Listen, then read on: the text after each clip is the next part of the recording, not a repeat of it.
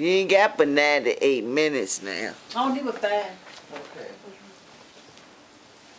Good afternoon, ladies and gents. My name is Berlinda Craddock. I am doing this for my class, which is communication speech. I did it on ADHD. ADHD is attention deficit hyperactivity disorder. It is a disorder that is affected by both children and adults. It is a diagnostic term. ADHD is a diagnostic term that has been used since 1987 to describe a cluster of behavior associated with inattentiveness, impulsivity, and hyperactive. The idea of hyperactive child was first introduced in the 1960s. It is then that the American Psychiatrists Association put a name to it.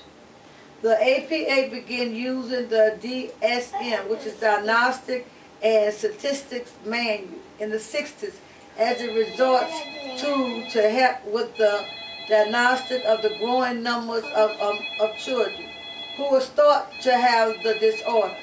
It has since become a diagnostic Bible for the mental health community.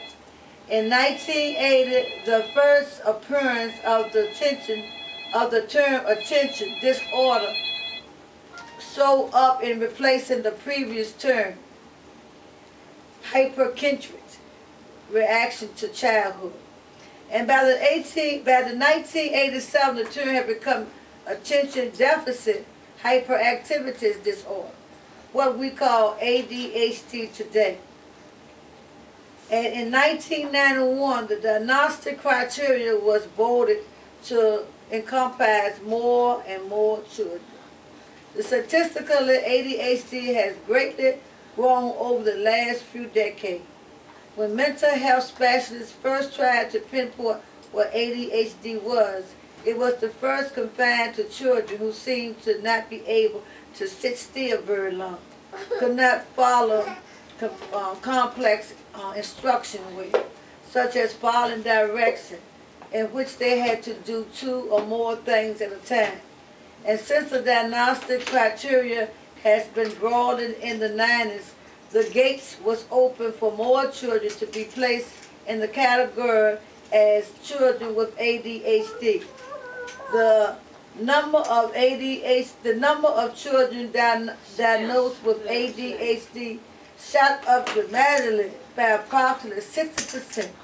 And in 1994, the DSM listed 2 categories of symptoms, namely inattentive and hyperactive/impulsive, and 3 types of disorder. ADHD primary inattentive,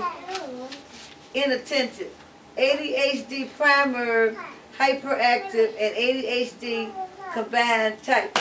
In short, once again, the definition of ADHD has broadened so that even more children was encompassed in its diagnostic net. Some suggested that by widening the category so much that we are now at risk of labeling regular childhood behavior as a disorder. The following was some of the criteria used to diagnose ADHD in children: fail to give attention to details or make careless mistakes in school, work, or other activities. Often does not listen when spoken to directly. Often does not follow through with schoolwork, choices of other activities. And the person is often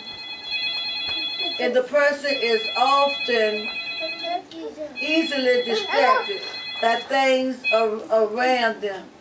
And looking at these possible signs that you may have a child with ADHD, all that one without a degree in children's psychiatrist, and possible claim for this is that you have a typical moody adolescent teenager.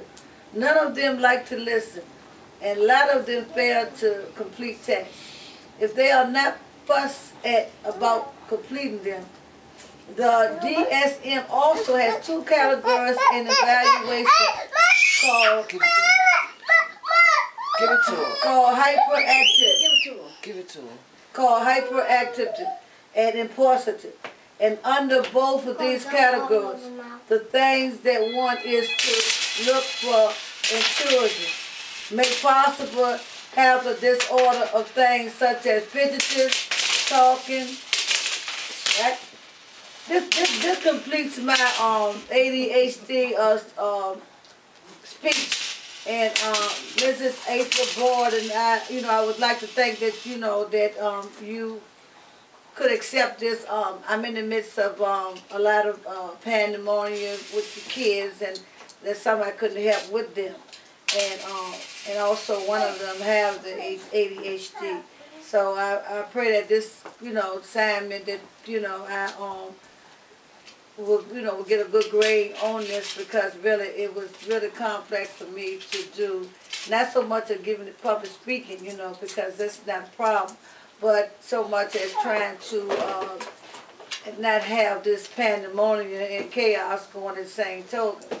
But yeah, ADHD is a wide world thing that is going on with the kids, and it's spreading more, and they do have funding for them now in various places trying to, address some of these areas with them, because they know that some of them can learn with the right medication, and they do have medication that they give them, and they have to probably go through a lot of medication to other words, to adjust that medicine to make sure they get the proper medicine to help with this, disorder.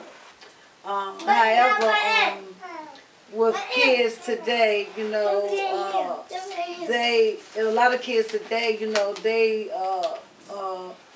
some of them don't get the right attention that they need, and they just fall through the cracks, but my thing is now trying to reach some of these kids, and this is why I took this class in human services, hoping that I can reach some of these kids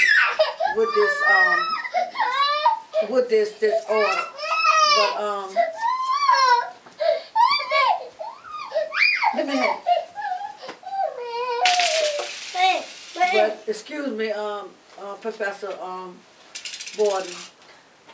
But as I say to you, thank you very much for allowing me this opportunity to give this speech, and please don't view it lightly.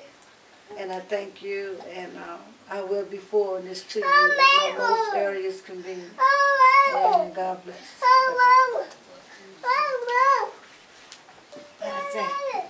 Now play it back, see. I hope it records.